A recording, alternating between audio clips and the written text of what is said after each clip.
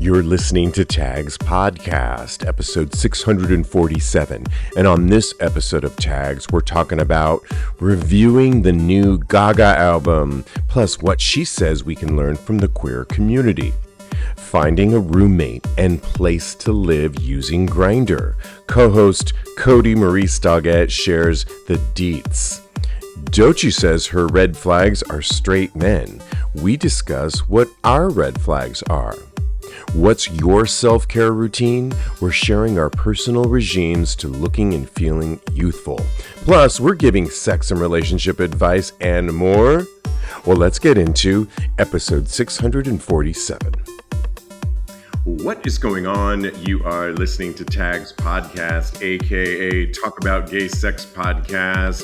This is episode 647. I am your host, Stevie, alongside Jeremry Lopez. How you doing, Jeremy? I'm really well. How are you?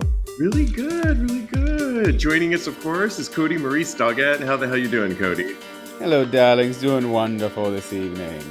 Yes, exactly. And I have to say, with the time springing forward, and today here in New York, I'll tell you, Diego and I went for a really lovely walk on the piers. It was gorgeous. The sun is out, especially after a harsh winter.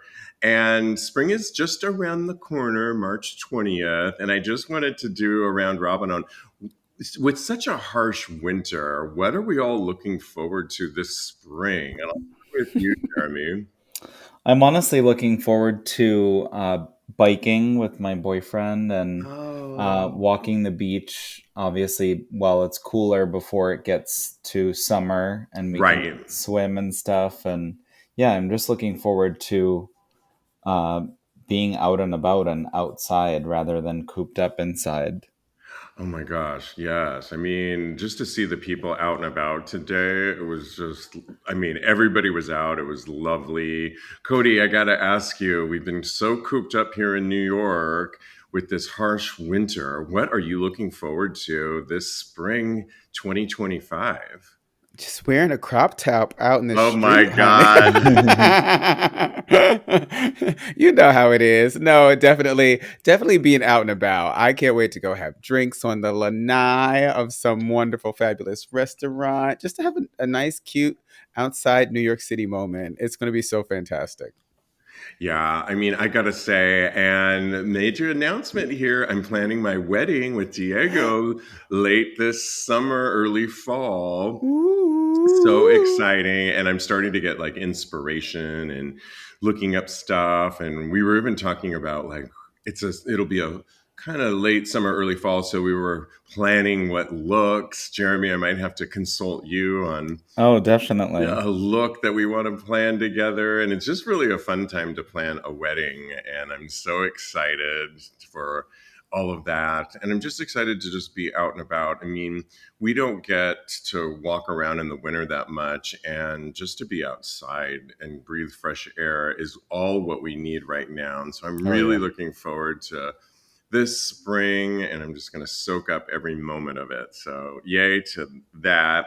Very cool. Yeah, exactly. Keep everybody posted up on that.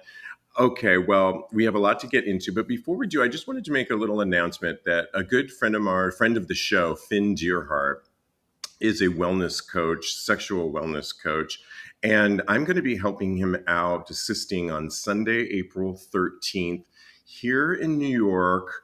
And we want everybody who is around New York to consider this. It's called Follow the Flame, Using Sexual Fantasy for Personal Growth. It's going to be kind of an all-day Sunday workshop from 9:30 to 4:30.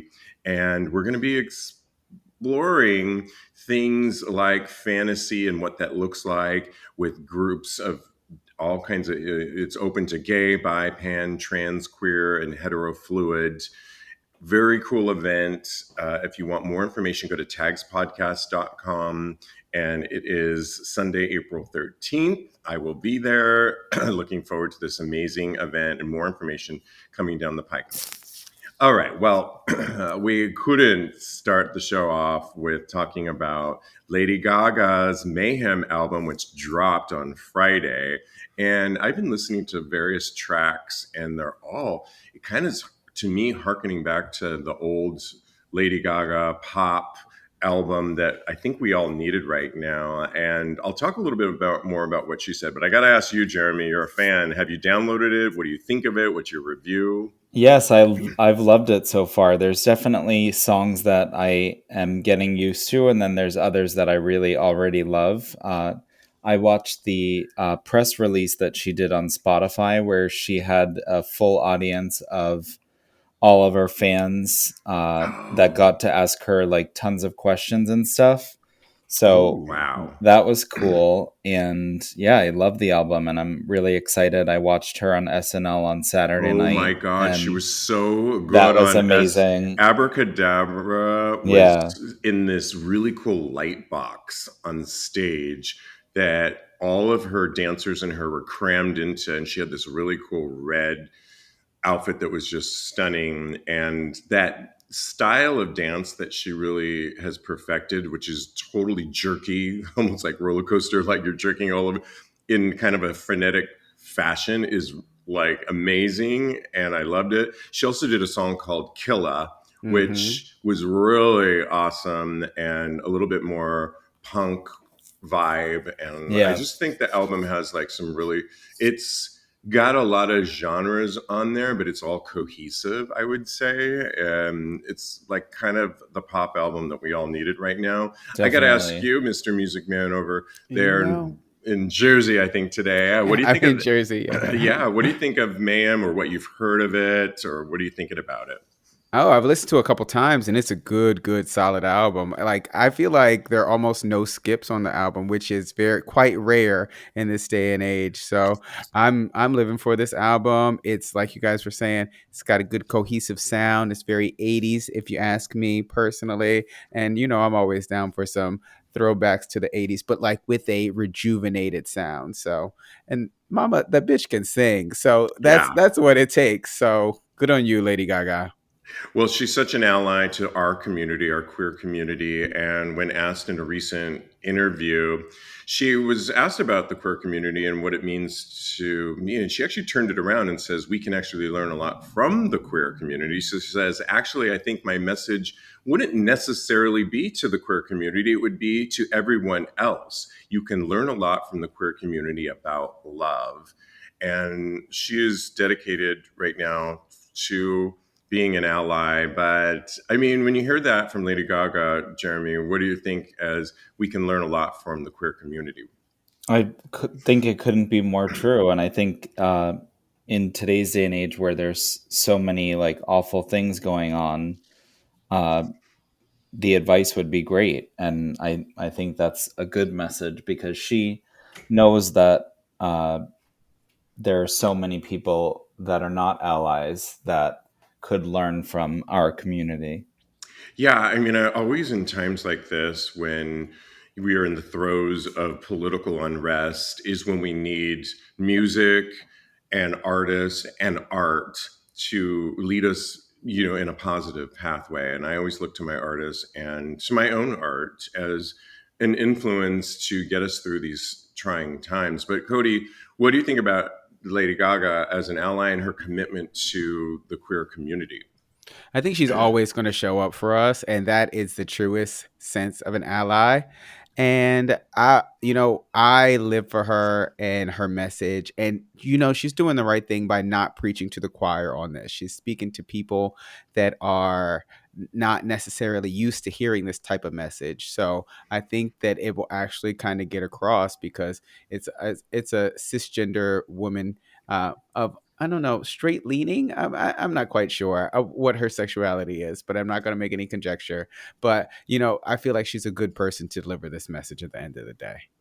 And well, we can say she's always like speaking to, a queer audience. I was watching commercials. Her campaign right now for this album is everywhere. It's really brilliant. And March Madness, the basketball thing that happens every year, she's like, they're using Abracadabra for that in the video, mixed in with March Madness basketball footage that's coming our way. And I'm like, wow, get it out there. And that's really getting it out there to everybody else that maybe could benefit from her message. So I say go, and I'm here for this album.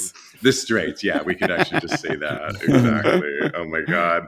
Well, Kodi, I got to turn it to you because we were talking the other day, and congratulations, you've found you have some new digs where you're living. Digs. Yeah. But I think, so congratulations on Thank you. that. I'll still staying in the Brooklyn area, which I know you love. I'm but I got to ask you, through and through. Yeah, you had a really interesting way on how you found this place to live that relates to our topic and show, Tags Podcast. So I put it in my Grindr profile. It was, I got a lot of interesting messages at first, but this one panned through. I actually had it on my Sniffies profile as well. And you can imagine what was coming through on that. Wow. Oh my God. I actually took it out for there probably after like a week or 2 weeks or something like that, because it was just not working over there. But on Grindr, I got a couple good leads that didn't pan out. And then this guy finally hit me up, and yeah, he had messaged me before, but not about a sublet. And then I went to go see his apartment, and it was pretty cool. So you know what? I always say the apps could be used for many different things. Grindr is a networking tool as well. So yeah, I got my new apartment through Grindr, which I think is pretty damn awesome. Well, I mean, it makes sense because for people that spend a lot of time on the apps, if you're also having to look for a place to live, why not? Two birds with one stone, right? 2 birds and one stone it with it. Get some dick in a house at the same time. Yeah. I mean, I guess the question begs now, this is somebody that you took over their apartment. I'm not sleeping in their bed. I mean, I am sleeping in their bed, but not with them. Got it. Because I think it would get a little tricky, I think, if you actually, like, if he lived there too, and it could get a little tricky because you might want to sleep together, right? Well, we never hooked up, but it could go down that slope. There's another guy that I went to go see his apartment. I hit him up on Instagram, not Grindr, and the vibes were definitely there to where if we would have lived together, there was no telling what would have went down. And but he went with somebody else, unfortunately. But he was like, "You can come over anytime," and I was like, "I need a place to live. I'm not thinking about coming to see you." I love it. Yeah, I mean, it's a really good place to advertise. I mean, I got to ask you, Jeremy. You transform interior houses with paint, and you do all kinds of facades. Would you ever consider putting your work up on a profile for Grindr to lure in new work? Probably not, just because I don't know if that's my best business route. I think I will stick to Facebook and Instagram for that stuff. Yeah, I think, right. Unless you're trying to decorate a dungeon, then go to Grindr. Well, exactly. Or I could also see you getting people like, yeah, could you paint my interior while I'm working from home naked? And yeah, and I don't see that happening. No, I think I'm all set. Yeah, I think you're all set. But glad it worked out for you, Kodi. Yeah, me too. Yeah, absolutely. All right. Well, we've got to get in this next topic. And Dochi, that's how you say her name, Kodi, right? Yeah, Dochi. Yeah, Dochi. She is really, I mean, I first heard about her when she created waves as a guest judge on RuPaul's Drag Race, and everybody was gagging over her single. And then she was at the Grammys, and I believe nominated as well. And she won Best New Artist. Best New Artist. She's Best Rap Album. Sorry. Got it. And she's just really on a roll right now. Well, fans defend her after she made a comment on a recent podcast that what was her red flags? And after she pondered it over a minute, she said straight men are a red flag for her. And it caused a lot of people. She says, you know what's crazy? I was going to say men before. Dochi has spoken openly about her sexuality in the past. She says, I am with a woman now, and I've always known that I loved women. She told the Gay Times back in 2024. she got a lot of support for this, but she also got a lot of people that on social media that were kind of pulling her out for this comment about straight men. I'm not mad at it though, because I think there are, I mean, yeah, I would think my sister would agree with this sometimes too. It's just like, oh, straight men. I mean, do you think she should be dragged, Jeremy, for being honest about her statement that straight men are her red flag? No, not at all. It's her personal opinion. So I think she's entitled to that, and it's fine. And it's Yeah, funny. it is funny, and we're talking about it. And sorry, straight men, but sometimes you are a red flag. Kodi, when you heard this story, you brought this to my attention. What were your Yeah. thoughts? Well, when I first heard it, and then I saw the backlash. I was like, well, some straight men, maybe you shouldn't be so horrible. How about that? Number one. And Yeah. number two, there is a reason that the women, have you ever heard that? Do you choose the bear or do you choose a man out in the woods? Oh no. Have you ever heard that? I think No.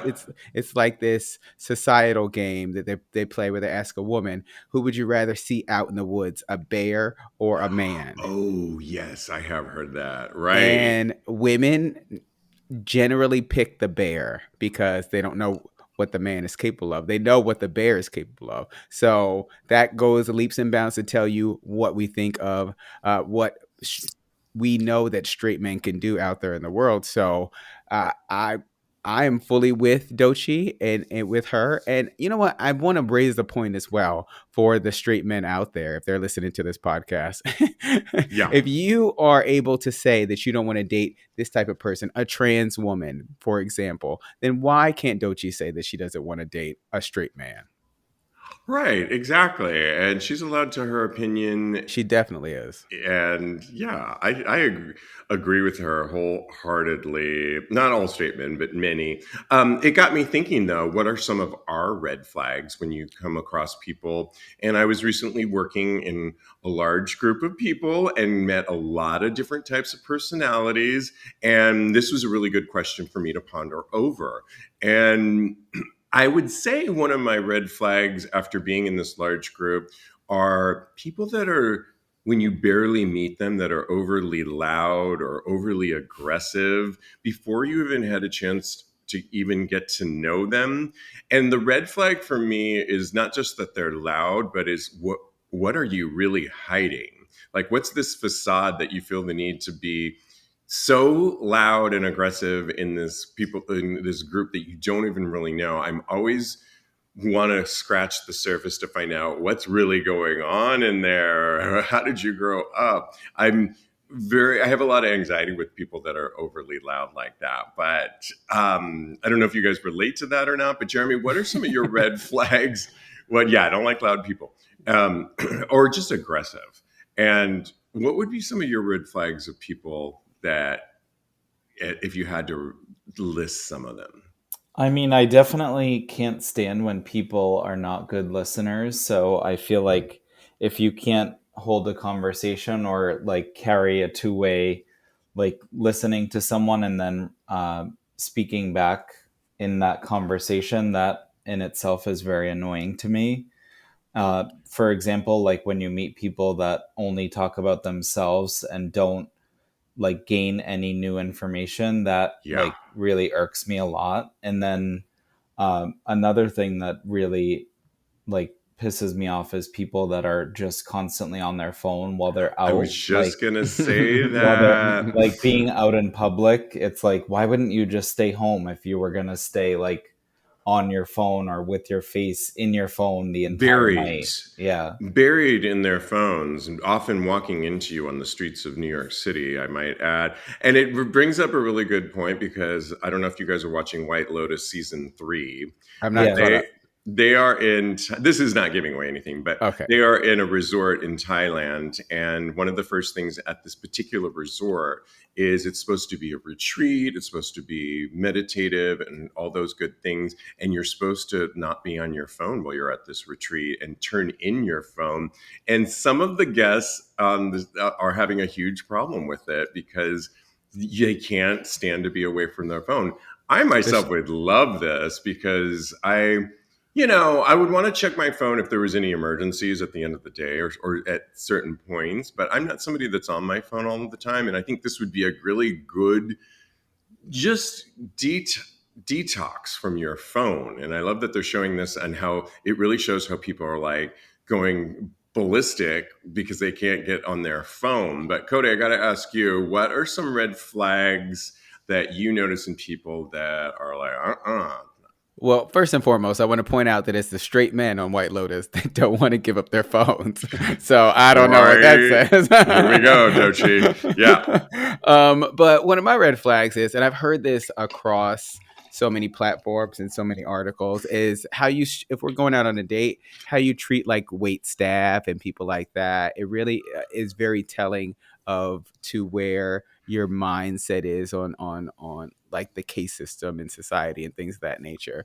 But also, I do not like pushy people or people more specifically that are really can't go with the flow. They're very stuck in their ways. They're very malleable. I like people that are spontaneous to a certain point, because I like to kind of not fly by the seat of my pants, but I like to be able to explore different things and move where the night takes you specifically. So I like a good plan when it comes to going out, but I also like to be open to having new experiences and maybe deviating from the plan. Yeah, malleable. Great word. And I agree 100% on that. Just taking a quick break from episode 647 to remind you to head over to our Tags Patreon community, where you can get extra special sexy content, and you can join for free and get behind the scenes content we do not post on social media, but only post on our Tags Patreon community. You can also grab a tier, and when you grab a tier, you're supporting the show you've come to know and love, which is Tags Podcast. We really appreciate your support, and it helps us continue to carry on with extra special sexy content. So go ahead and head over to our Tags Patreon community now at patreon.com/Tags Podcast. That's patreon.com/Tags Podcast. All right. Well, over the weekend, I found myself going down a rabbit hole of watching old episodes of The Real Housewives of Atlanta. Ooh, I know. I just needed a day to just like watch Housewives and just sit on the couch because I've just been going. And one of the ladies was talking about a first date that she went on with a guy, and he brought her a diamond necklace on the first date. And I was like, and the other ladies were like, really? The date didn't go anywhere other than that date, but she pocketed a really nice diamond necklace. And then it got me thinking that this was actually a recent Reddit thread that came up for gay guys, where a guy was actually asking what to bring as a gift on a first date. And I was like, I'm lucky if the guy wants to go Dutch with me, let alone A, that he wants to show up, and B, if he at least wants to pay Dutch with me. I mean, I don't know. I mean, Jeremy, is a gift, much less a diamond necklace, way too much for a first date? Obviously. Like, that's just like you want to throw away your money. And I mean, even flowers is a little much for a first date, but it's kind of a nice gesture. But I mean, a diamond bracelet is like you owe that person something. And I don't know, it's just awkward and weird. Flowers could be a nice gesture if you were going to pick them up at their place, I think, so that they could put them in water. And maybe if you already knew them a little bit, like you've met them out and you were impressed. Yeah. But like, if you just met them on an app, bringing them flowers would be a little bit much, I think. Yeah. And where do you go after a diamond necklace? I mean, the bar is now set right really high.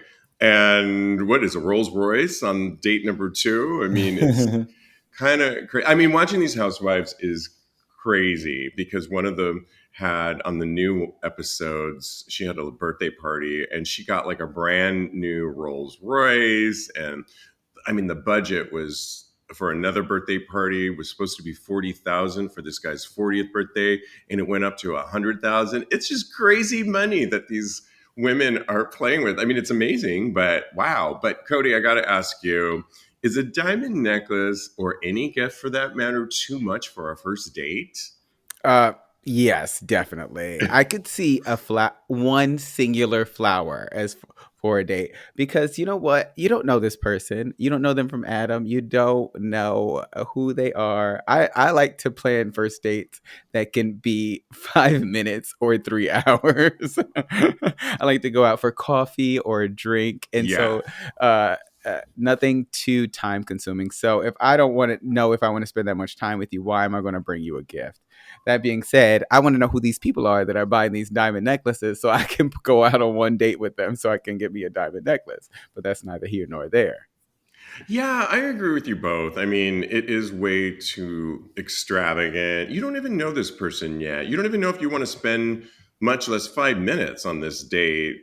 And you're buying a gift is a personal matter. It can say way too much too soon. And like I said, where do you go from there? And I just think it's more important to get to know the person to see if you even want to like go beyond this one date, and then we can talk about flowers and things of that nature. But yeah, I mean, I just want you to be able to pay for your drink and your meal, and that, yeah, that's kind of my bar. And not to ghost me and to actually show up for the date is really where I'm at with all that. That's leaps and bounds. Real quick, do you think gay men, because I was thinking a little bit more about this. I had a lot of time in my hand apparently this weekend. And do you think gay men are much, like often you'll hear your girlfriends where the guy pays for the dinner. Do you think gay men are more inclined to go Dutch, Jeremy? I feel like it's more common. Yeah. I do too. Yeah. How do you feel on that one, Kodi? Or do you like to treat? Oh, I love to treat. I'm a very I like to take care of other people, and especially if I'm going out on a date, I kind of want to. I don't know if impress is the right word, but I want to show them that they would be taken care of. Oh, So wow. I always like to pay for on the first date. But you guys are both right. I do think that it is way more common for gay men or maybe even lesbians to go Dutch on the first date or even the second date or every date.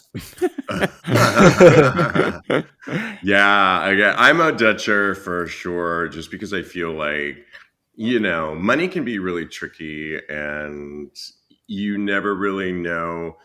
Like, I like a certain style of a restaurant. It needs to be like decent. I don't want to assume I don't want it to be too expensive, not too expensive. And so I just think it's easier. Again, I don't know this person that well, and I want to go to a place that I'm going to like, and I can get like at least a nice glass of wine. So I say Dutch first, but that's just me. Let us know how you weigh in on that. Oh my gosh. Well, a recent study came out that put Seattle as the number one spot for share of household with same-sex couples. It was a study that came out where it looked at percentage of households that are same-sex couples. Coming in at number one, like I said, was Seattle, followed by Portland, and another West Coaster, where I'm from, San Francisco. Number 4 was Minneapolis. 5 was DC. And where was the lowest percentage of same-sex couples? Well, Omaha, Oklahoma City, Bakersfield, California. Sorry, Bakersfield, but not surprising there. Arlington, Texas, and Memphis, Tennessee were the lowest percentage of same-sex couple household. But, with it getting more expensive across certain parts, I'm really surprised that places like San Francisco, I think it is the most expensive city in America, even over New York City. That wow, that has the third largest same-sex couple household. Is where do you see yourself, Jeremy, with Kevin staying in the Massachusetts area, or do you think that far ahead? Or do you even talk about moving in together? I definitely see myself staying in the area. At the moment, we both like to go back and forth and visit each other. It stays fun and healthy like that, I feel like, and it also feels like mini vacations going back and forth. Oh. So, I mean, I think down the road, I would definitely still stay in Massachusetts regardless, just because we're both surrounded by our family and close enough to everything that we need to get to. You have the best of both worlds as well because while you're in a really beautiful suburb of Massachusetts, you get to Hmm. then go to the Cape, which is for so many people, we were talking about it offline, is where people want to just be in the summertime, Yeah. retire, and it's just so gorgeous and I love it as well. But you know, Kodi, people you have to think about when you're sharing a place and expensive. I would love to stay in New York City the rest of my life, but it's so damn expensive here, and we got to just think about, you know, there's other parts of that I would consider that would make sense that wouldn't be breaking the bank. But what are your Yeah. thoughts on some of these stats and where you would want to end up with like your partner? That is such a good question. You know what? First and foremost, I want to say I can move in with you guys. I know I put it Ah, in, I put it out there on last episode, but I could totally move in with y'all if you want me to help pitch in. I got some coins that I can rub together. Um, I love it. as far as where I would like to end up, I was thinking that, there's a lot of cities in California that have the highest. There were a lot of them on that list, I believe. So maybe the West Coast, and because of the weather and because of how many gay people are there. But also, I have had my eyes on like international destinations as well. So I don't know. We'll see where I end up. We'll see where life and love and happiness takes me. So I don't. Yeah, I have no idea.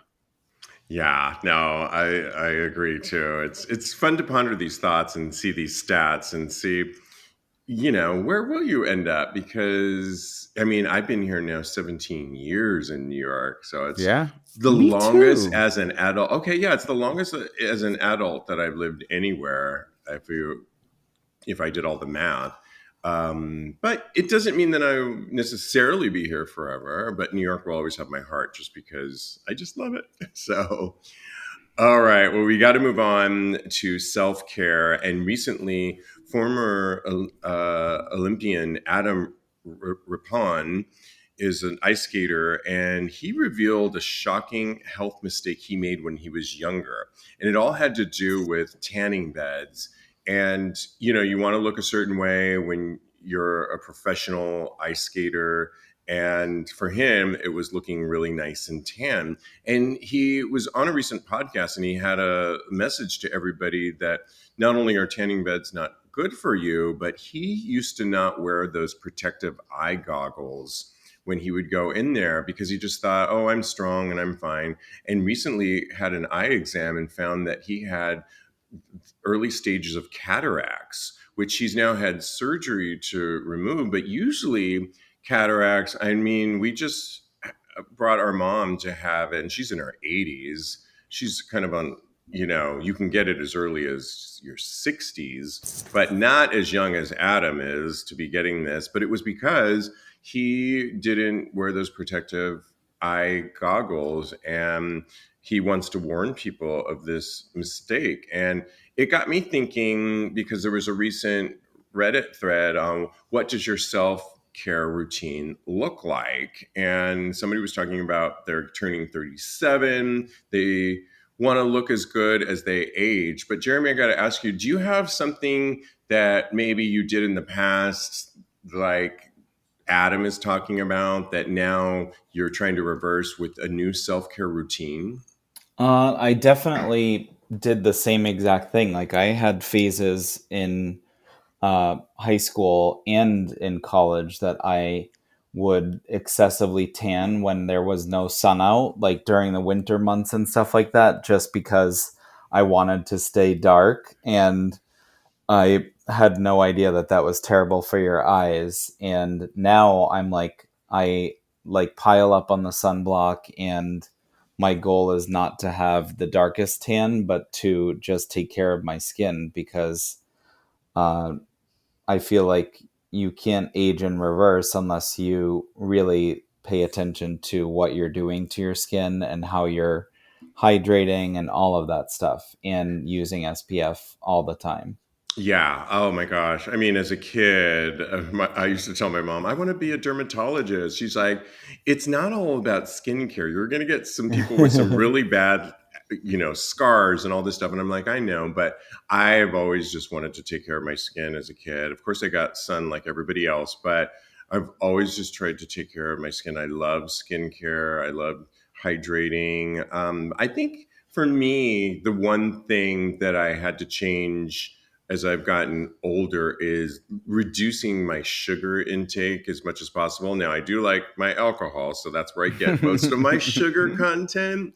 But I used to have a sweet tooth and had to have dessert every day or cookies. And for many reasons, the excess weight that I put on that I can't lose is easy. But also, I've noticed as I've gotten older, particularly in my late 40s, early 50s, I started to go to the doctor more and get that yearly blood test. And one of the things they look at is sugar and how glucose can lead to things like diabetes, which is the silent killer that a lot of people in America struggle with. And so for me, sugar is like a biggie that I had to change. Of course, I just continue my SPF routine. And if I had one tip to give everybody that it won't break the bank, but it's a really good moisturizer, the number 7 series. It's a UK based brand and I love it. And you can get really great moisturizers at really a great price. You can find it on Amazon. Number 7 is my go-to right now. But Kodi, I got to ask you, does anything that Adam was talking about relate to how you had to like maybe change as you gotten older, and what does your self-care routine look like? Well, I don't think I really did anything too crazy growing up. Maybe just partied and danced too hard, and now my body is breaking down from all of the wild dancing I did every single night. But I would have started a lot of my skincare and drinking more water and getting enough sleep. I would have started all of that much earlier, because it does take a toll on your body. So as soon as you can get started in doing that and get a routine down, the better off you'll be as far as like aging and making yourself feel, just better overall. So I think that is where I would start. Yeah. I love it. Yeah, absolutely. Let us know what your self-care routine is. We all have changes that we have to make as we age gracefully, hopefully. Well, recently, I mean, the show that everybody's talking about is Traitors. I know, Kodi, you're a big fan of it. Love it. And Zac Efron's brother, Dylan Efron, is one of the contestants on the show. Is he one of your favorites on the show? He's growing on me, or he grew on me, because at first, I don't want to ruin anything for anybody, but the way he was treating one of my favorite people was not okay with me. Well, one thing that's not growing on everybody in the house is perhaps the fact that he might not be showering daily. And this came Ew. up, I know, and it was Dylan Efron, and he was on the show, and he admitted that he's gone and set his own personal by publicly supporting the anti-shower movement. Oh That's no. right, guys. He basically said on the show that he thinks that people shower too much. I think people shower too much, he said. Well, he says, we take way too many showers. I go in the pool a lot. There's chlorine. It's killing Ew. Oh my everything. God. And do you remember, did he say this on the I show? don't Or I don't remember him saying this on the show. This would probably be like a core memory for me. This Because goes this is a back to while. Jochi I too. was gonna Straight say that. men. It's just like, I can't with it. I mean, Red flag. I'm with somebody that showers daily. Diego, do you shower daily? He's sitting right next to me. Do that. Yeah, daily? Yeah, daily. He always smells good. And I was laughing yesterday because we went out and he thought he was sweating. First of all, he doesn't really sweat that much, but he was making me laugh because he thought like the soap that he used or the deodorant wasn't strong enough. And I said, I put my nose right up into his armpit. And I'm like, you smell great. What are you talking about? But he was paranoid about it. And I'm like, you have nothing to worry about. And then it got me thinking recently, because, there's like certain people in the gay community, especially at places we like to go sometimes. Okay, the New York Eagle, that deodorant is like a no-no. In fact, there's an anti-deodorant movement half the time with some people. And I'm sorry, I never got on that bandwagon at all. But I was recently working a conference. It was a sex positive conference. And the leader of it wasn't used to speaking in front of a large group. Like, in other words, he holds seminars, but this was like a huge grouping of people.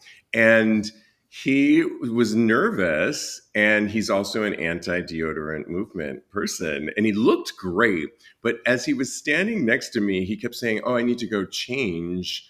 And I was like, "Yeah, go change," because I could just get whiffs of like his body odor, and he definitely needed to, but he wouldn't leave. For some reason, he kept saying he was going to, and I'm like, "Go, go, go," and he wouldn't. And it was like, I think because he wasn't used to perspiring and being nervous like that sometimes, it's going to turn into a different kind of a smell. And I don't know if he was aware of it, but I certainly was. And I hate that smell. But Jeremy, what are your thoughts on the younger Efron brother and his shower theories? I think that is a stupid ass theory, and he needs to go wash himself.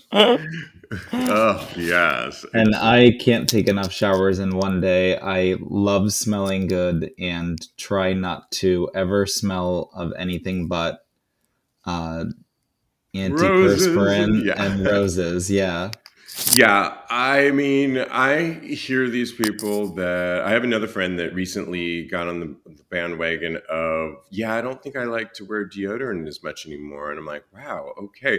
He also doesn't sweat that much. And I put my nose up in his armpit too. And it smelled not bad. It was okay because I think he doesn't smell. But the problem, I think, is not all people sweat the same. I mean, there's like, I actually do sweat, and it comes out of my underarm area, and I wear plenty of antiperspirant. I just do. And sorry, anti-deodorant people, I need it, and I just use it, and I'm a fan of it. I also take a lot of showers per day as well. Not overly, but I mean, come on. How do you weigh in on what your boy on Traders said? Wait a minute now. How did he become my boy? How did he become my boy? I don't even know this man. I just think he's moderately cute. I like seeing him on the TV. So I now know that I don't want to be close to him because of the smell. But I think that this is something that he probably needs to reevaluate. Just like Jeremy and Diego, I like to shower at least once a day, maybe twice, probably, and if not more. But this is just ridiculous. Why don't people? This is a privilege to be able to take a shower every single day. Why aren't people taking advantage of it?